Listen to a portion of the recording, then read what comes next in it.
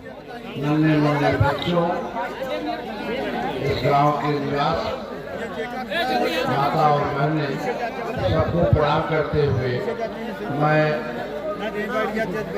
इस बात के लिए बधाई देता हूँ कि आज जहाँ रामलीला विलुप्त होती जा रही है, रामलीला का एक उद्देश्य हुआ करता है। तुलसी बाबा ने रामायण लिखी थी, तो रामायण को जन जन तक पहुंचाने का उनका जो प्रयास था, गांव गांव में रामलीला शुरू करवाया, जिसके नाते राम के चरित्र से हमारी पीढ़ी जो है वो परिचित हो पाई है। तुलसीदास का एक उद्देश्य था कि अपने नायक को, जिसे आप कहते प्रभु श्री राम जी, इनको जन जन तक पहुंचाना, लोगों को हृदय में पहुंचाना। इसीलिए उन्होंने जब रामचरितमानस की रचना की तो उन्होंने अवधी भाषा में लिखा। अवधी भाषा जो है हम लोग की गांव की जो बोली है, पूर्वांचल की जो बोली है, उस भाषा में लिखने का लिखा। यही काशी के जो विद्वान ब्राह्मण थे, पंडित थे, उन्होंने इनकी पिटाई भी की कि ये संस्कृत भाषा में लिखिए, आप अवधी में नहीं लिख सकते, धार्मिक ग्रंथ को संस्कृत भाषा में लिखना चाहिए। तुलसीदास जी ने कहा, हम संस्कृत में लिख के क्या करेंगे, कौन समझेगा, एक छोटा सा क्लास ही इसको समझ सकता है।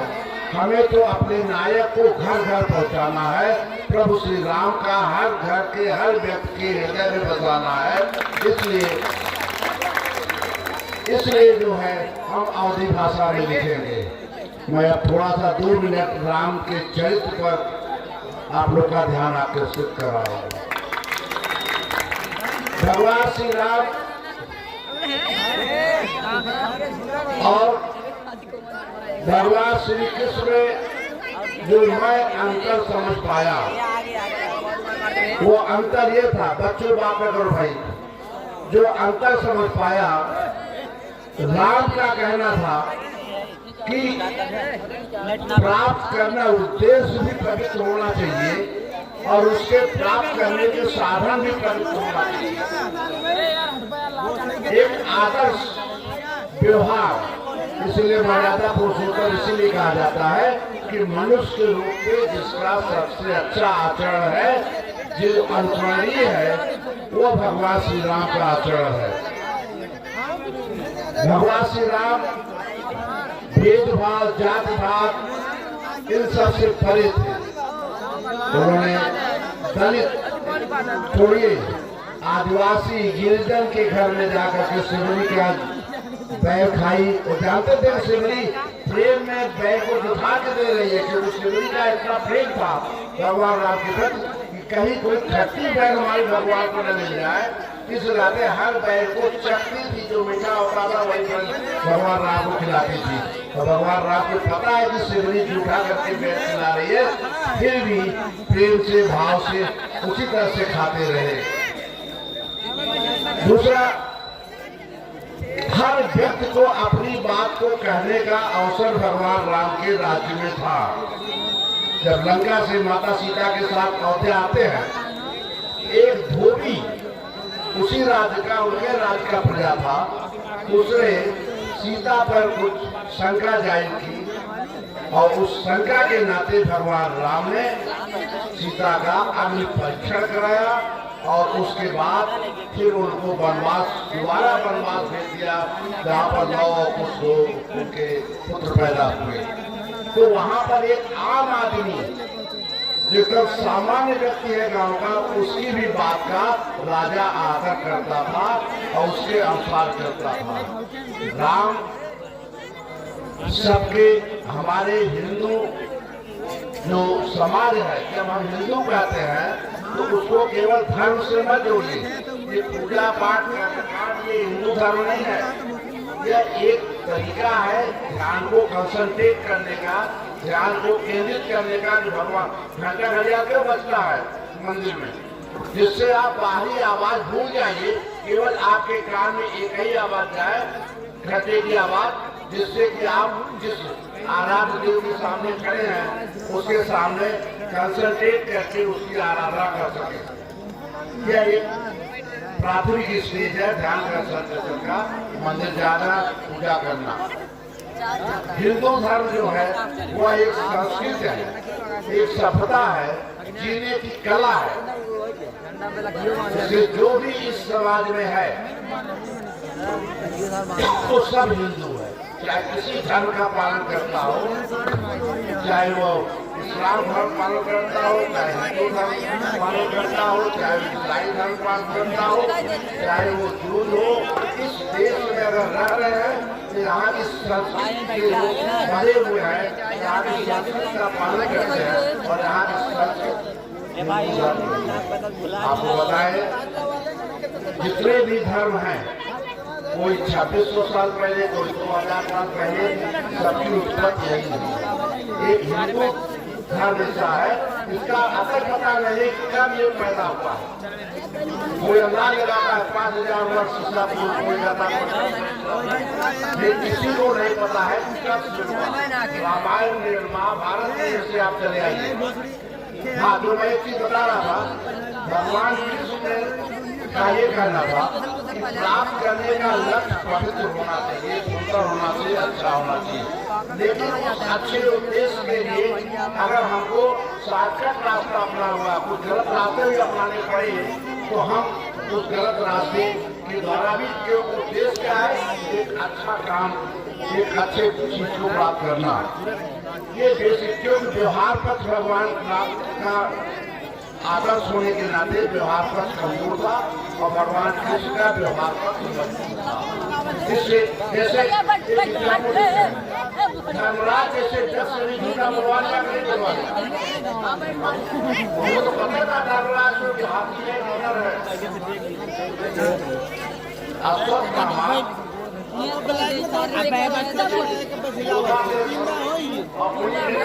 हाथी का भी नाम था। उनके पिताजी को मारना था, तो पिताजी ने रहते जो जीता ले जा सकता। उनके पिताजी बहुत बड़े संत थे और बहुत बड़े योद्धा थे, तो उनके जीते दूसरा आसान नहीं था। तो कैसे मरेंगे? लड़का मर गया तो आने वाले हो जाएगा, वो मर जाएंगे। इसलिए धर्मराज को पता चला हाथी बना है, आदमी नहीं बना है। फिर भी उन्होंने कहा अश्वत्थामा मरा है और हाथी है कि व्यक्ति है, ये बताना नहीं संभव है। हाथी जोर से बोले, व्यक्ति धीरे से बोले, तो कहने का मतलब जरूरत पड़ी धर्मराज से भी झूठ बोलवा दिया, क्योंकि उस समय की तत्कालीन आवश्यकता थी युद्ध जीतना। ये भगवान कृष्ण का चरित्र है। भगवान राम का है, चाहे जो भी लक्ष्य प्राप्त हो चाहे न प्राप्त हो, लेकिन हम रास्ता भी सही करेंगे, सही रास्ते पे चलेंगे और सही उद्देश्य प्राप्त करेंगे। इसीलिए भगवान राम को मर्यादा पुरुषोत्तम भगवान राम का है। हम बात सभी सौभाग्यशाली है कि घर बैठे आप राम राज्य में पहुंच जाते हैं। दिवाली के दिन आप देखेंगे टीवी पर पूरा अयोध्या दिए से उजाले से एकदम पाट दी जाती है और जल्द ही जनवरी 22 जनवरी का दिन मुकर्रर किया है मंदिर के जो लोग निर्माण में हैं। 22 दिसंबर को माननीय प्रधानमंत्री जी के हाथ से उसका उद्घाटन कराने जा रहे हैं। 22 जनवरी आप बताइए कितनी पीढ़ियां, 400-500 साल की पीढ़ियां उस मंदिर को भगवान राम की भव्य मूर्ति देखने के कितनी पीढ़ियां चली गई, मर गई, कुर्बान हो गई। आप सब भाग्यशाली है, बच्चे हमारे भाग्यशाली है। भगवान राम का भव्य मंदिर है वो, और जाकर के दर्शन कर सकते हैं, देख सकते हैं। इसलिए आइए हम सब इस बात का प्रण करें, इस बात का प्रण करें, आपस की वैमनस्यता छोड़ करके एक दूसरे के साथ प्रेम से रहना सीखे और बर्दाश्त करना सीखे। छोटी छोटी बात पर हमारे गांव में लड़ाई होती है, वह बड़ा दुखद होता है बाद में। इसलिए थोड़ा सा कम कर लो, बर्दाश्त कर लो, लेकिन आपस में मत लड़िए, शांतिपूर्वक जीवन जिए, उसी में आप सबका भलाई है। और भगवान राम के दिखाए गए रास्ते पे चलेंगे, निश्चित आपका कल्याण होगा। इन्हीं बातों को समाप्त करते हुए अपनी बात समाप्त करता हूँ। जय हिंद, जय भारत। अपने ज्योति हमारे कोषाध्यक्ष जी चंद्रभान गुप्ता जी वो आए भैया का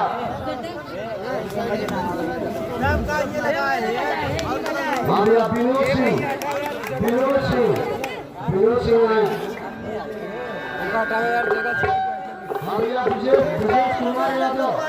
विजय कुमार यादव नेता जी भैया। हाँ सुरेंद्र लाल श्रीवास्तव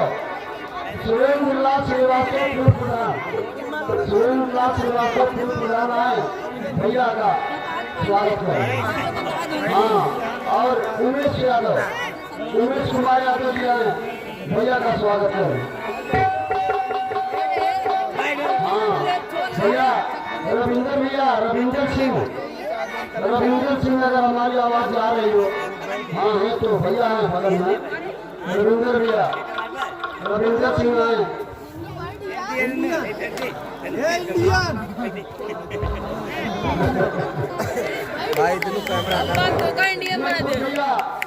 इस रामलीला ज्योति रामलीला का संचालक अमरनाथ सिंह भैया का